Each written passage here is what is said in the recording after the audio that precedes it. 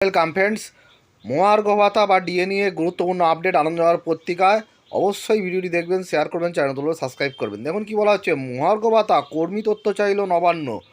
পদ্ধতি নিয়ে বিতর্ক থাকলেও 2016 থেকে 2019 পর্যন্ত বকেয়া ডিএর এক অংশ সুপ্রিম কোর্টের নির্দেশে মেটানোর কাজ শুরু করেছে রাজ্য সরকার। কিন্তু এতদিন সেই প্রক্রিয়ায় শুধুমাত্র সরাসরি সরকারি কর্মীরা যুক্ত ছিলেন। কয়েকদিন আগে প্রকাশিত সংশ্লিষ্ট সরকারি আদেশনামায় বাদ ছিলেন শিক্ষক, শিক্ষাকর্মী, পঞ্চায়েত, পুরসভা, বোর্ড, কর্পোরেশনের মতন গ্র্যান্ড অ্যাড কর্মীরা।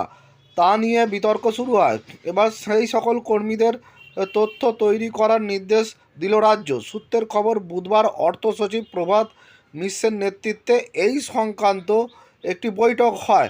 সেখানে ছিলেন উচ্চ ও স্কুল শিক্ষা, জনশিক্ষা সম্প্রসারণ ও গ্রন্থাগার, পুর ও নগরোন্নয়ন, সংখ্যালঘু বিষয়ক, পরিবহন, পঞ্চায়েত ইত্যাদি দপ্তরের শীর্ষ আধিকারিকরা। বৈঠকে বলা হয়, গ্র্যান্ড এড কর্মী ও পেনশনভোগীদের সংখ্যা, বকেয়া ডিএর পরিমাণ ইত্যাদি তথ্য দিতে হবে। প্রসঙ্গত, তথ্য চেয়ে এর আগে একবার দপ্তরগুলিকে চিঠি পাঠিয়েছিল অর্থ দপ্তর। প্রশাসনের অন্দরের চর্চা, সরাসরি সরকারি কর্মীদের মতন এই হয়তো প্রভিডেন্ট ফান্ডে বকেয়া ডিএ দেওয়া হতে পারে।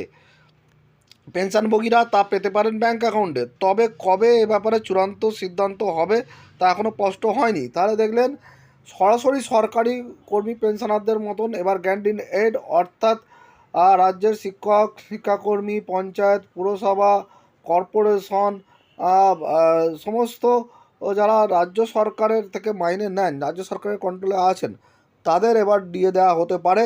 সেই জন্য কিন্তু অর্থ সচিবের সঙ্গে বৈঠকও হয়ে গেছে বলা হচ্ছে। সেখানে যে তথ্যগুলো চাওয়া হয়েছে, কর্মীর সংখ্যা, মোট বকেয়া ডিএর পরিমাণ ইত্যাদি। এবারে দেখা যাক যে কবে নাগাদ তারা এটা পায় এবং তারা কিভাবে পায়, ব্যাঙ্ক অ্যাকাউন্ট না জিপিএফ, সেটা কিন্তু পরে প্রকাশিত হবে। ধন্যবাদ।